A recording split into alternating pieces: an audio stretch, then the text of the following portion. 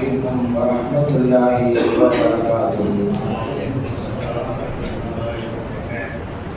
الحمد لله رب العالمين والصلاة والسلام على سيدنا محمد وعلى آله وصحبه أجمعين.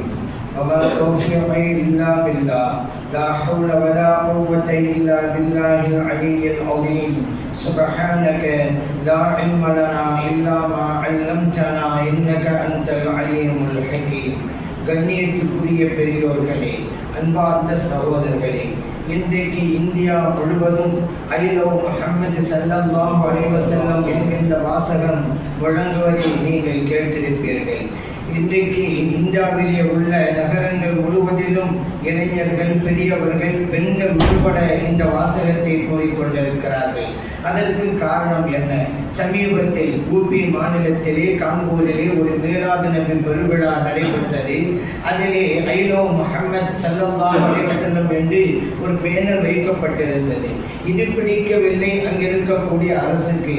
ஆகவே இப்படி வைத்தவர்கள் மீது வழக்கு கொடுத்து சிலரை கைதும் பண்ணினார்கள்.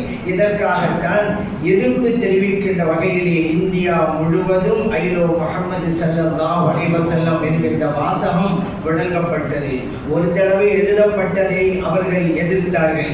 ஆனால் 1 கோடி தடவைகள் நாங்கள் சொல்வோம் என்று முஸ்லிம்கள் அனைவரும், முஸ்லிம்கள் மட்டுமல்ல முஸ்லிம் அல்லாதவர்களும் கூட சொல்ல ஆரம்பித்து விட்டார்கள்.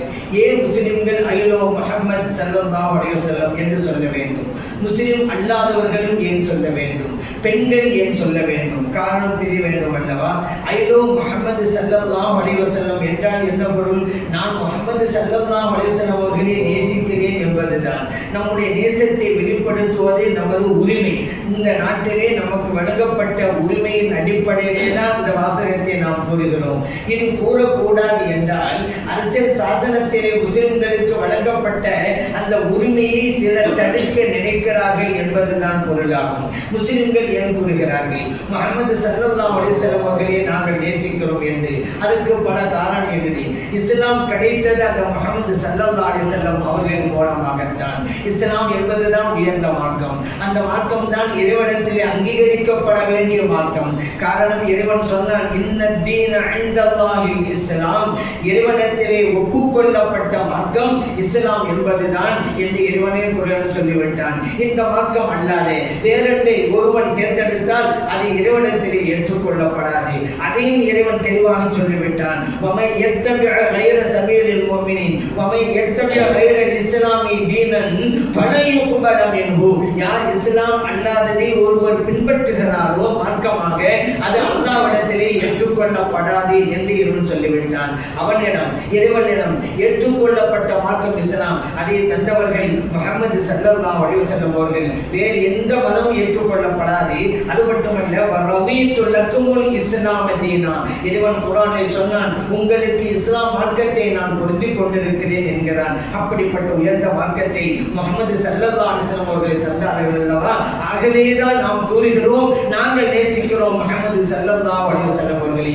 இன்றைக்கு நாங்கள் நேர்வழியை பெற்றிருக்கிறோம். அந்த நேர்வழி யாரால் கிடைத்தது? முஹம்மது ஸல்லல்லாஹு அலைஹி வஸல்லம் அவர்கள் மூலமாகத்தானே. அல்லாஹ் குர்ஆனில் சொன்னான், இன்னக லதஹ்தி இலா ஸிராத்தி முஸ்தகீம், நபி அவர்களே, நீங்கள் தான் நேர்வழியின் பக்கம் மக்களை நீங்கள் அழைக்கிறீர்கள், நல்வழியை மக்களுக்கு நீங்கள் காட்டுகிறீர்கள் என்று இறைவன் சொன்னான். அந்த நல்வழி எங்களுக்கு கிடைத்தது முஹம்மது ஸல்லல்லாஹு அலைஹி வஸல்லம் அவர்கள் மூலமாகத்தான். ஆகவே அவர்களை நாங்கள் நேசிக்கிறோம். இந்த நேர்வழி மட்டும் எங்களுக்கு கிடைக்காது போயிருந்தால் நிரந்தர நரகத்திற்கல்லவா நாங்கள் சொந்தமாகி போயிருப்போம். அந்த நரக விளிம்பிலிருந்து எங்களை காப்பாற்றியது முஹம்மது ஸல்லல்லாஹு அலைஹி வஸல்லம் அவர்கள் தான். ஆகவே அவர்களை நாங்கள் நேசிக்கிறோம். அதனால் தான் கூறுகிறோம், ஐ லவ் முஹம்மது ஸல்லல்லாஹு அலைஹி வஸல்லம். அது மட்டுமல்ல, எங்களுடைய ஈமான் பரிபூரணம் ஆகுவதும் அவர்களை நேசிப்பதன் மூலமாகத்தான். இதை நபி ஸல்லல்லாஹு அலைஹி வஸல்லம் அவர்களே சொன்னாங்க, லா யுமினு அஹதுக்கும் ஹத்தா அகூன அஹப்ப இலைஹி மின் வாலிதிஹி வ வலதிஹி வன்னாஸி அஜ்மஈன், உங்களில் யாரும் பரிபூரண ஈமானை பெற்றுவிட முடியாது.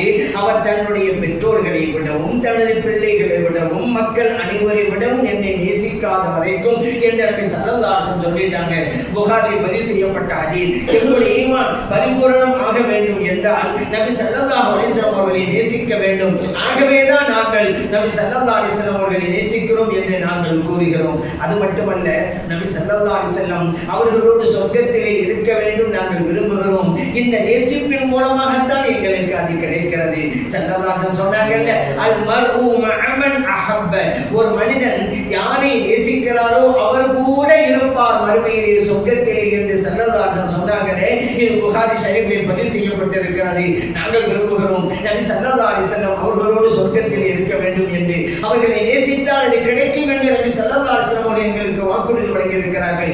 ஆகவேதான் நாங்கள் ஸல்லல்லாஹு அலைஹி வஸல்லம் அவர்களை நேசிக்கிறோம் என்று நாங்கள் கூறுகிறோம். அது மட்டுமல்ல, நபி ஸல்லல்லாஹு அலைஹி வஸல்லம் அவங்கள்ட்ட ஒரு தோழர் வந்தாங்க. யா ரசூலுல்லாஹ் மத்தஸாஅ, கியாமத் நாள் எப்பொழுது வரும் என்று கேட்டாங்க. நபி ஸல்லல்லாஹு அலைஹி வஸல்லம் அவர்கள் பதில் சொல்லாம திரும்ப ஒரு கேள்வி கேட்டாங்க.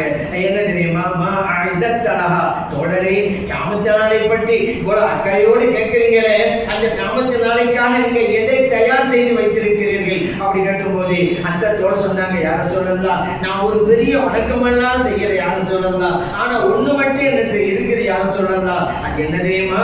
வஹிபுல்லாஹ வ ரசூலஹு, அல்லாஹ்வை நான் நேசிக்கிறேன், அல்லாஹ்வுடைய ரசூல் ஸல்லல்லாஹு அலைஹி வஸல்லம் அவர்களை நான் நேசிக்கிறேன். இந்த இருவருடைய மஹப்பத் என்னிடம் இருக்கிறது. மற்ற வணக்கங்கள் என்ற பெரிதளவு இருக்கிற மாதிரி தெரியல என்ன அந்த தோழர் சொன்னாங்க. இப்ப நபி ஸல்லல்லாஹு அலைஹி வஸல்லம் சொன்னாங்க, அந்த மஅமன் அஹபப்த, தோழரே யாரை நீங்கள் நேசிக்கிறீர்கள் என்று சொன்னீர்களோ அவர்கள் கூட நீங்கள் மறுமையில் இருப்பீர்கள் என்றார்கள் நபி ஸல்லல்லாஹு அலைஹி வஸல்லம் அவர்கள். இது புகாரில் பதிவு செய்யப்பட்ட ஹதீஸ். அப்ப நபி ஸல்லல்லாஹு அலைஹி வஸல்லம் அவர்களை நேசித்தால் அவர்கள் கூட ஜன்னத்திலே சொர்க்கத்திலே இருக்கிற நற்பேறு கிடைக்கும் என்பதால் தான் முஸ்லிம்களான நாங்கள் முஹம்மது ஸல்லல்லாஹு அலைஹி வஸல்லம் அவர்களை நேசிக்கிறோம். அது மட்டுமல்ல, உலகத்திலே எத்தனையோ சமுதாயங்கள் வந்தது. ஆனால் மிகச்சிறந்த சமுதாயம் என்பது உம்மத்தே முஹம்மதியாவான நாங்கள் தான். எங்களுக்கு இந்த சிறப்பு கிடைத்தது எப்படி? நபி ஸல்லல்லாஹு அலைஹி வஸல்லம் அவருடைய உம்மத்தாக இருக்கிறோம் என்பதால் தானே. இறைவன் குர்ஆனிலே சொன்னான், குன்தும் கைர உம்மத்தின், நீங்கள் மிகச்சிறந்த சமுதாயம் என்று சொன்னான். இந்த பேர் எங்களுக்கு எதனால் கிடைத்தது? நாங்கள் செய்த பெரிய வணக்கமா? இல்லையே. நாங்கள் பல நூற்றுக்கணக்கான ஆண்டுகள் வணங்கிக் கொண்டிருக்கிறோம்? இல்லையே. எங்களுடைய மொத்த ஆயுளே 60க்கும் 70க்கும் மத்தியிலே தானே. பெரும்பாலும் இப்படித்தான். அப்படியானால் முன்பு வாழ்ந்த சமுதாயம் நூற்றுக்கணக்கான வருடங்கள், 500 வருடங்கள் வாழ்ந்தார்கள், 600 வருடங்கள் வாழ்ந்தார்கள், 700 வருடங்கள் வாழ்ந்தார்கள். அவர்களும் எவ்வளவு வணக்கங்கள் செய்திருப்பார்கள். ஆனால் அவர்கள் பெறாத நற்பாக்கம் எங்களுக்கு கிட்டியது. காரணம் என்ன?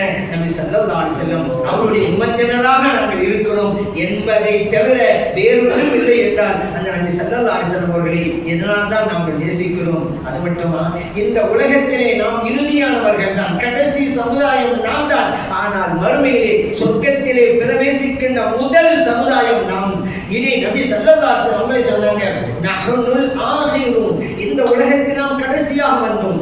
ஆனால் அல் அவ்வலூன யௌமல் கியாமா, மறுமையிலே நாம் தான் முந்திய சமுதாயமாக இருப்போம். வ நஹ்னு அவ்வலு மன் யதுகுலுல் ஜன்னah, நாம் சொர்க்கத்திலே பிரவேசிக்கிற முதலாவது சமுதாயமே நாம் தான் என்றார்கள் நபிகள் நாயகம் ஸல்லல்லாஹு அலைஹி வஸல்லம் அவர்கள். முஸ்லிமிலே பதிவு செய்யப்பட்ட ஹதீஸ். இந்த சிறப்பு எங்களுக்கு எப்படி கிடைத்தது? நபி ஸல்லல்லாஹு அலைஹி வஸல்லம் அவர்கள் மூலமாகத்தான் எங்களுக்கு கிடைத்தது.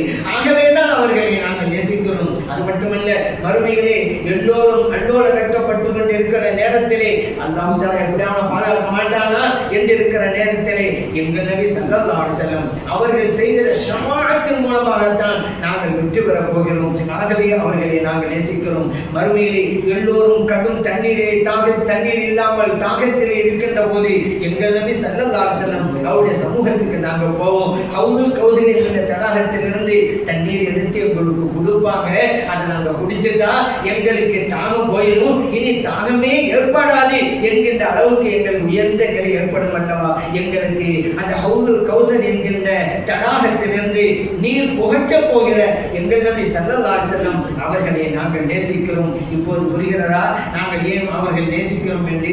எங்களுக்கு எல்லா துறைகளிலும் வழிகாட்டியவர்கள் அவர்கள் தானே. அது அரசியல் துறையாக இருக்கட்டும், ஆன்மீக துறையாக இருக்கட்டும், குடும்பவியல் துறையாக இருக்கட்டும், மருத்துவமாக இருக்கட்டும், எல்லா வழிகளிலும் எங்களுக்கு முன்மாதிரி அவர்கள் தான். இது அல்லாஹ் குர்ஆன்ல சொன்னான்ல, லகத் கான லகும் ஃபீ ரசூலில்லாஹி உஸ்வத்துன் ஹஸனா, இறைத்தூதர் தூதர் ஸல்லல்லாஹு அலைஹி வஸல்லம் அவர்களிடத்தில் தான் உங்களுக்கு அழகிய முன்மாதிரி உண்டு சொன்னார். எங்களுக்கு எல்லா வகையிலும் முன்மாதிரியாக இருந்து வழிகாட்டுகிறார்கள் நபி ஸல்லல்லாஹு அலைஹி வஸல்லம் அவர்கள். ஆகவே அவர்களை நாங்கள் நேசிக்கிறோம். முஸ்லிம்கள் நேசிப்பது ஏன் என்பது இப்போது புரிகிறதா? அதே போன்றுதான் முஸ்லிம் அல்லாத மக்களும் கூட நேசிக்கிறார்களே. காரணம் என்ன? இந்த இஸ்லாம் வருவதற்கு முன்னால் மனித சமூகம் எப்படி இருந்தது தெரியுமா? ஒருவன் உயர்ந்த குடியிலே பிறந்து விட்டால் அவன் உயர்ந்தவன் என்று கருதப்பட்டான். அவன் எவ்வளவு தாழ்ந்த குணத்திற்கு சொந்தக்காரனாக இருந்தாலும் சரி.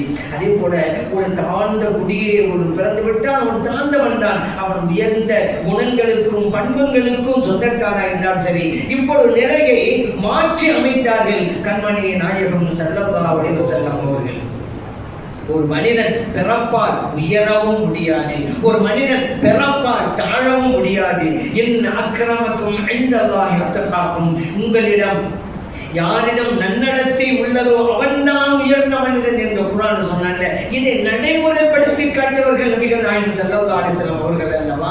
ஹபஷி இனத்தை சார்ந்த கருப்பு இனத்தை சார்ந்த ஹஜ்ரத் பிலால் ரலியல்லாஹு அன்ஹு அவர்களை உயர்ந்த குலம் என்று அந்த காலத்திலே வர்ணிக்கப்பட்ட குறைஷி குலத்தை சார்ந்த ஹஜ்ரத் உமர் ரலியல்லாஹு அன்ஹு போன்றவர்கள் எல்லாம் யா சையதனா, எங்கள் தலைவரே என்று அழைக்க ஆரம்பித்தார்கள் என்றால் இஸ்லாம் மாற்றிய அந்த புரட்சி எப்படிப்பட்டது, இஸ்லாம் உண்டாக்கிய மறுமலர்ச்சி எத்தகையது என்பதை நாம் நினைத்து பார்க்கிறோம் அல்லவா?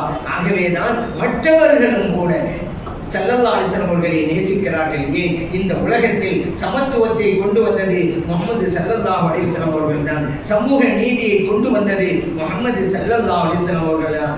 ஆகவேதான் எல்லா மக்களும் அவர்களை நேசிக்கிறார்கள். ஏன்? இந்த ஏற்றத்தாழ்வு அப்படிங்கிறத அகற்றினாங்க. சும்மா வாயளவில் சொல்லலை. எல்லா தலைவர்களும் பேசுவாங்க மேடைகள்லாம், எல்லாம் சமத்துவம் சமண்டு. ஆனால் நடைமுறைப்படுத்தி காட்டவர்கள் கண்மணி நாயகம் ஸல்லல்லாஹு அலைஹி வஸல்லம் அவர்கள். இந்த பள்ளியிலே தொழுகை வருகிறார்கள். ஒரு ஏழை மகனாக இருந்தாலும் ஒரு தொழிலாக இருந்தாலும் முதலாவது வந்துட்டு அவர் முதல் சப்படை இருப்பாரு. மிகப்பெரிய தொழில் அதிபராக இருந்தாலும் கடைசியா வந்து அவர் கடைசியில் தான் இருக்கணும். இப்படிப்பட்ட ஒரு சமத்துவத்தை நபி ஸல்லல்லாஹு அலைஹி வஸல்லம் அவங்க தானே கொண்டு வந்தாங்க. இன்னைக்கு அரஃபா பெருவெளியிலே ஹாஜிகள் அத்தனை பேரும் ஒன்று திரண்டு இருக்கிறார்கள். பல நாடுகளிலிருந்து வருகிறார்கள், பல மொழிகளை பேசக்கூடியவர்கள் வருகிறார்கள், பல இனங்களை சார்ந்தவர்கள் வருகிறார்கள். எல்லோரும் ஓர் உடையிலே தலை திறந்த வண்ணமாக இருக்கிறார்கள் அல்லவா? இதுதான் இஸ்லாம் ஏற்படுத்திய சமத்துவம். இதை நபி ஸல்லல்லாஹு அலைஹி வஸல்லம் கொண்டு வந்தாங்க. ஆகவேதான் மற்ற சமூகங்களும் கூட நபி ஸல்லல்லாஹு அலைஹி வஸல்லம் அவர்கள் நினைத்து பார்க்கிறது. இந்த நாட்டிலே எத்தனையோ முஸ்லிம்கள் இருக்கிறாங்க. காரியங்கள் என்ன? ஜாதியால அவர்கள் பிறப்பால அடிமைப்படுத்தப்பட்டார்கள். அதனால் தான் முன்னோர்கள் விடுதலை வேண்டும் என்று ஏங்கிக் கொண்டிருந்தார்கள். அந்த நேரத்தில் தான் இஸ்லாம் வந்தது.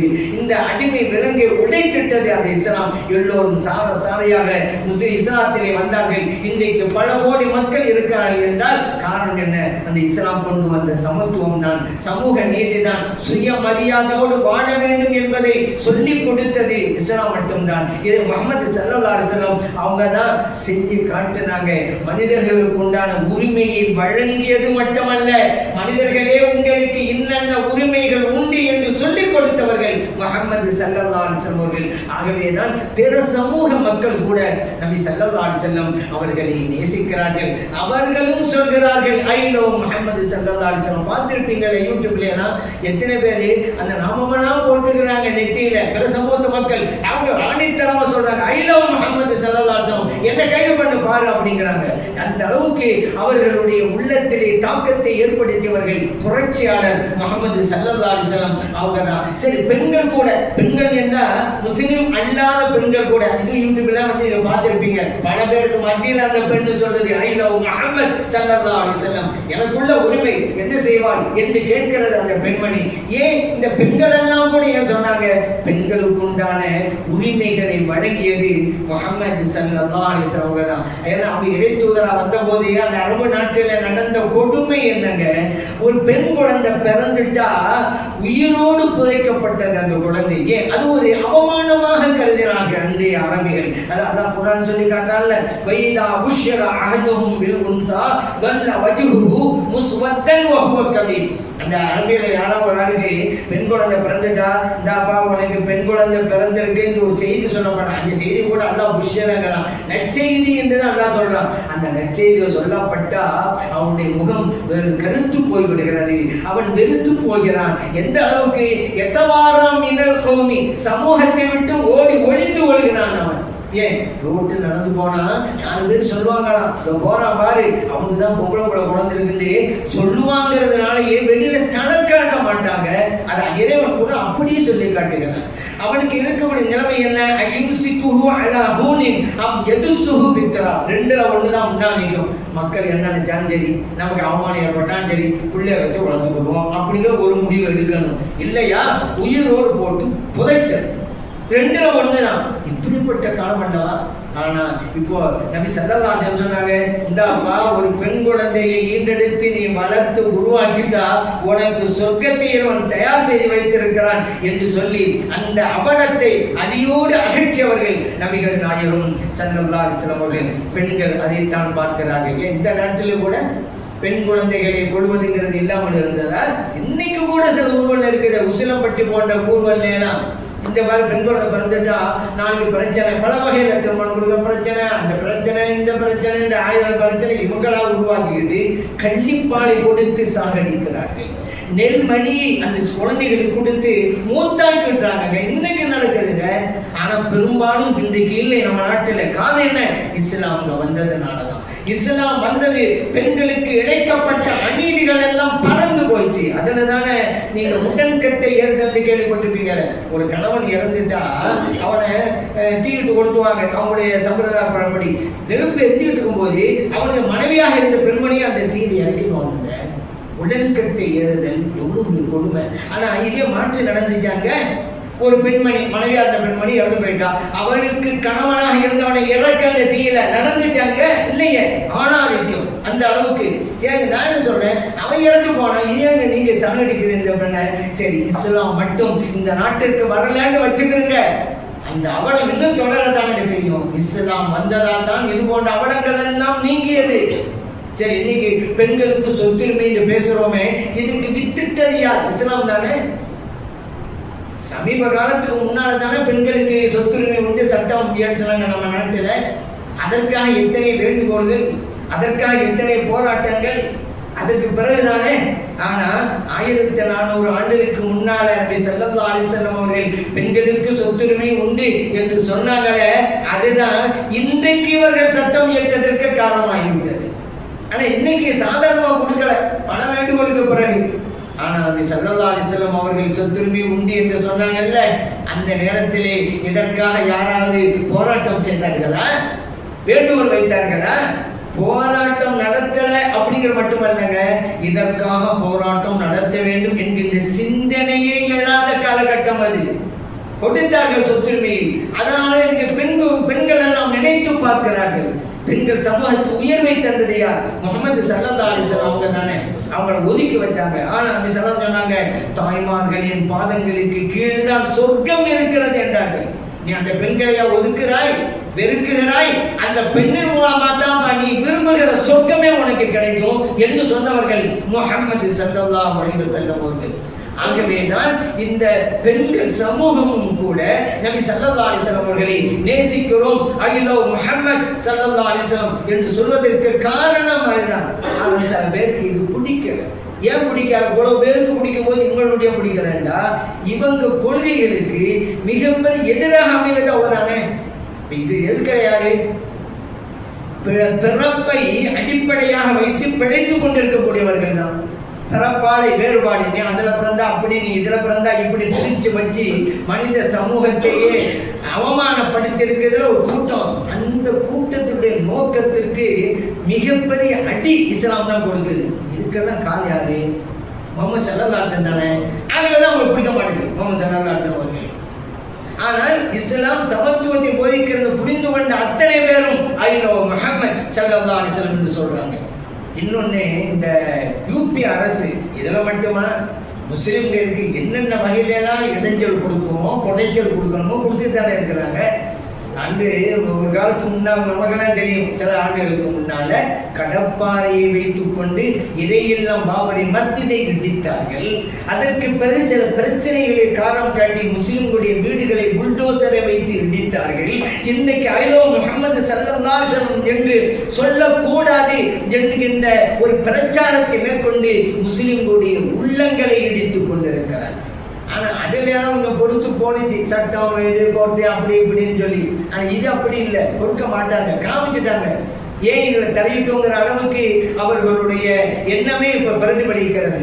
ஆனால் இன்றைக்கு அங்கே இருக்கக்கூடிய முதலமைச்சர் இருக்கிறார்ல, காவி உடையில் ஒளிந்து கொண்டிருக்கிற கொடூர மனிதங்க முஸ்லிம்களுக்கு என்னென்ன இடையூறு கொடுக்கணும் அத்தனை கொடுத்துக்கிட்டு இருக்கிறாங்க.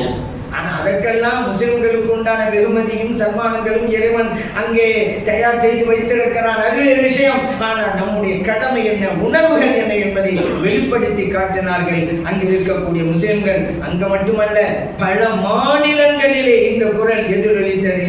ஐயோ முஹம்மது ஸல்லல்லாஹு அலைஹி வஸல்லம் என்று உண்மையில் முஸ்லிம்கள் அப்படித்தான் நேசிப்பார்கள். காரணம், அவர்கள் மறுமையை நம்பியவர்கள். மறுமையின் வெற்றி முஹம்மது ஸல்லல்லாஹு அலைஹி வஸல்லம் அவர்களை நேசிப்பதில் தான் இருக்கிறது என்பதை புரிந்தவர்கள். ஆகவே ஐலோ முஹம்மது ஸல்லல்லாஹு அலைஹி வஸல்லம் என்று சொல்லத்தான் செய்வாங்க. அப்படிப்பட்ட மஹப்பத்தையும் நேசத்தையும் பாசத்தையும் பூரணமாக எல்லாம் வல்ல இறைவன் நமது அனைவருக்கும் வழங்கிடுவானாக. ஆமீன். அல்ஹம்துலில்லாஹி ரப்பில் ஆலமீன்.